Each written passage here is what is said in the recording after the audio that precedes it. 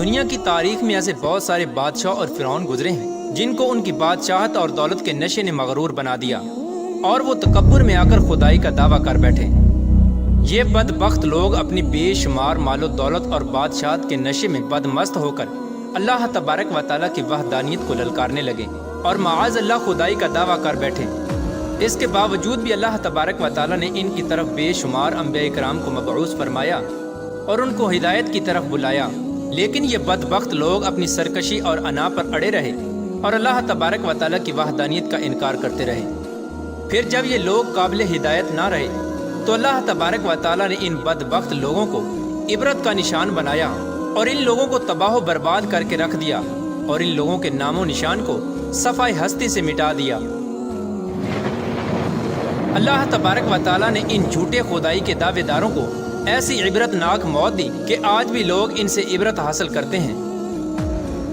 پیارا دوستو، خدائی کا دعویٰ کرنے والے بدبختوں میں سے ایک بدبخت شداد بھی تھا جس نے اللہ تبارک و تعالیٰ کی وحدانیت کو للکارا اور سرکش اور نافرمان ہو گیا۔ پیارا دوستو، شداد کون تھا اور کس طرح اس نے اللہ تبارک و تعالیٰ کی نافرمانی کی اور خدائی کا دعویٰ کیا، اور کس طرح اس نے دنیا میں اپنی جنت تیار کی اور اس کی بنائی جانے والی جنت کتنے سالوں میں تیار ہوئی، اور پھر اللہ تبارک و تعالیٰ نے اس بدبخت کو کس طرح دنیا کے لیے عبرت کا نشان بنایا اور اس بدبخت کا انجام کیا ہوا، اور پھر کس طرح ملک الموت علیہ السلام نے دردناک طریقے سے اس کی روح قبض کی۔ پیارے دوستو، ان تمام تر سوالات کے جوابات قرآن و حدیث کی روشنی میں آج کی اس ویڈیو میں ہم آپ کو بتائیں گے، لہٰذا آپ سے گزارش ہے کہ ہماری اس ویڈیو کو اینڈ تک ضرور دیکھیے گا۔ پیارا دوستو، شداد اس قوم کی نسل میں سے تھا جو دنیا کے سب سے طاقتور ترین قوم تھی، جس کو قوم عاد کہا جاتا ہے۔ اس قوم کے بارے میں اللہ تبارک و تعالیٰ قرآن پاک میں ارشاد فرماتا ہے کہ ان کے جیسی قوم نہ اللہ تبارک و تعالیٰ نے ان سے پہلے پیدا کی اور نہ ہی ان کے بعد کسی قوم کو پیدا کیا۔ قوم عاد احقاف کے اندر آباد تھی۔ احقاف ایسی جگہ تھی جہاں ریت کے بہت ہی بلند و بالا ٹیلے تھے، اور احقاف کا یہ علاقہ یمن اور عمان کے درمیان بکھرا ہوا تھا۔ اس علاقے کے اندر قوم عاد 8,500 سال پہلے آباد تھی۔ اس قوم پر اللہ تبارک و تعالیٰ کا یہ خاص کرم تھا کہ اللہ تبارک و تعالیٰ نے اس قوم کو دنیا کی سب سے طاقتور قوم بنایا تھا۔ اس کے ساتھ ساتھ اللہ تبارک و تعالیٰ نے اس قوم کو سرسبز و شاداب باغات اور وافر مقدار میں کھیت عطا فرمائے تھے۔ اس قوم کے پاس بے شمار جانور تھے اور پینے کے لیے میٹھا پانی تھا۔ اس کے علاوہ بھی اللہ تبارک و تعالیٰ نے اس قوم کو بے شمار نعمتوں سے نوازا تھا۔ چنانچہ اس قدر مال و دولت اور نعمتوں کی فراوانی کی وجہ سے یہ قوم بھٹک گئی اور اللہ تبارک و تعالیٰ کی نافرمان قوم ہو گئی اور یہ باغی ہو گئے۔ ان کی ہدایت کے لیے اللہ تبارک و تعالیٰ نے حضرت ہود علیہ السلام کو ان کی طرف مبعوث فرمایا۔ حضرت ہود علیہ السلام اس قوم کو اللہ تبارک و تعالیٰ کے حکم سے تبلیغ کرنے لگے اور اللہ تبارک و تعالیٰ کی وحدانیت کی طرف بلانے لگے، لیکن یہ قوم اپنے کفر و شرک سے باز نہ آئی اور حضرت ہود علیہ السلام کا مذاق اڑانے لگی۔ شداد جو کہ اسی قوم کی نسل میں سے تھا، وہ اس قوم کا بادشاہ تھا اور یہ 2 بھائی تھے۔ روایات میں آتا ہے کہ ایک کا نام شداد تھا اور ایک کا نام شدید تھا۔ شدید پہلے بادشاہ بنا اور وہ فوت ہو گیا۔ اس کے فوت ہو جانے کے بعد شداد نے حکومت سنبھالی اور اس طرح یہ دنیا کی سب سے طاقتور قوم عاد کا بادشاہ بن گیا۔ پیارا دوستو، شداد ایک وسیع و عریض سلطنت کا بادشاہ تھا۔ شداد کی یہ بادشاہت یمن سے لے کر عراق تک اور بعض روایات کے مطابق ایران تک پھیلی ہوئی تھی۔ شداد نے اپنی طاقت کے زور پر بڑے بڑے بادشاہوں کو اپنے زیر کر لیا تھا۔ چنانچہ اس بدبخت کو حضرت ہود علیہ السلام نے سمجھانے کی بہت کوشش کی، لیکن اس کا دل بھی بند تھا۔ چنانچہ جب حضرت ہود علیہ السلام نے شداد کو اللہ تبارک و تعالیٰ کی وحدانیت کی طرف بلایا اور ایک خدا کی عبادت کرنے کا حکم دیا، تو اس وقت شداد اور حضرت ہود علیہ السلام کے درمیان ایک زبردست مکالمہ ہوا، جس کے نتیجے میں شداد نے حضرت ہود علیہ السلام سے پوچھا کہ اگر میں اللہ تبارک و تعالیٰ پر ایمان لے آؤں تو مجھے کیا حاصل ہوگا؟ تو اس وقت حضرت ہود علیہ السلام نے شداد سے فرمایا کہ تم پر جنت حلال ہو جائے گی۔ جنت کا نام سنتے ہی شداد حضرت ہود علیہ السلام سے پوچھنے لگا کہ یہ جنت کیا ہے؟ تو حضرت ہود علیہ السلام نے شداد کو جنت کا نقشہ بتایا اور جنت کی نعمتوں کے بارے میں شداد کو بتایا۔ حضرت ہود علیہ السلام کی یہ بات سن کر شداد مسکرانے لگا اور حضرت ہود علیہ السلام کو دیکھ کر کہنے لگا کہ یہ کون سی بڑی بات ہے، ایسی جنت تو میں بھی تیار کر سکتا ہوں۔ حضرت ہود علیہ السلام نے شداد کو اس کے اس کفر و شرک سے روکنے کی بہت کوشش کی، لیکن یہ بدبخت باز نہ آیا۔ چنانچہ اس وقت شداد نے اپنی سلطنت کے بہت بڑے بڑے کاریگروں کو اکٹھا کیا اور احقاف میں ارم کے مقام پر 20 کوس لمبی اور چوڑی جنت بنانے کا کام شروع کروا دیا۔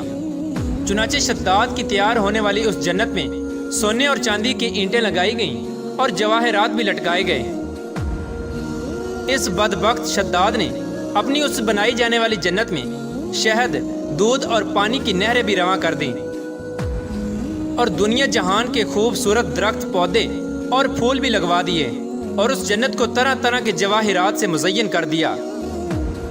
قوم عاد چونکہ پہلے ہی بلند و بالا پہاڑوں کو تراش کر محلات بنانے کے اندر ماہر تھی، اور شداد کی سلطنت میں تو یہ فن عروج پر تھا، چنانچہ ریت کے ان بلند و بالا ٹیلوں پر بہت بڑے بڑے ستون کھڑے کر دیے گئے اور ان بلند ستونوں پر بڑی بڑی سونے اور چاندی کی عمارتیں بنا دی گئیں۔ شداد نے یہ فیصلہ کیا تھا کہ جب تک اس کی بنائی جانے والی جنت تیار نہ ہوگی اس وقت تک وہ اپنی جنت کے اندر قدم نہیں رکھے گا۔ چنانچہ شداد کے حکم کے مطابق جنت تیار ہونے لگی اور شداد اپنے محل کے اندر بے صبری کے ساتھ جنت کا کام مکمل ہونے کا انتظار کرنے لگا۔ شداد کی اس جنت کو تیار ہونے میں 12 سال لگے۔ 12 سال کے اندر جب یہ جنت مکمل تیار ہو گئی اور اس کو طرح طرح کے ہیرے جواہرات سے مزین کر دیا گیا اور طرح طرح کی خوبصورتی سے مزین کر دیا گیا، تو اس وقت شداد کو اس کی جنت کے تیار ہونے کا پیغام پہنچا دیا گیا۔ چنانچہ شداد جنت کے تیار ہونے کا پیغام سنتے ہی بہت خوش ہوا اور شداد اپنی جنت کو دیکھنے کے لیے اپنی فوج کو ساتھ لے کر جنت کی طرف نکل پڑا۔ چنانچہ شداد ابھی جنت کے دروازے پر پہنچا ہی تھا کہ اس نے اپنے سامنے ایک شخص کو کھڑا دیکھا۔ شداد اس شخص کو دیکھتے ہی پہچان گیا اور اپنے حواریوں سے کہنے لگا کہ یہ شخص مجھے جنت میں داخل نہیں ہونے دے گا۔ تو اس وقت شداد کے حواریوں نے شداد سے پوچھا کہ یہ شخص کون ہے اور یہ جنت میں کیوں نہیں داخل ہونے دے گا؟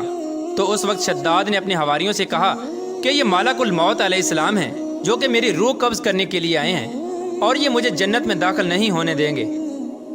اس وقت شداد بدبخت ملک الموت علیہ السلام سے عرض کرنے لگا کہ مجھے صرف اپنی جنت میں قدم رکھنے کی مہلت دے دی جائے، لیکن اللہ تبارک و تعالیٰ کی طرف سے مقررہ فرشتے نے جواب دیا کہ مجھے اللہ تبارک و تعالیٰ کی طرف سے حکم ہے کہ میں تجھے تمہاری جنت کے اندر قدم نہ رکھنے دوں۔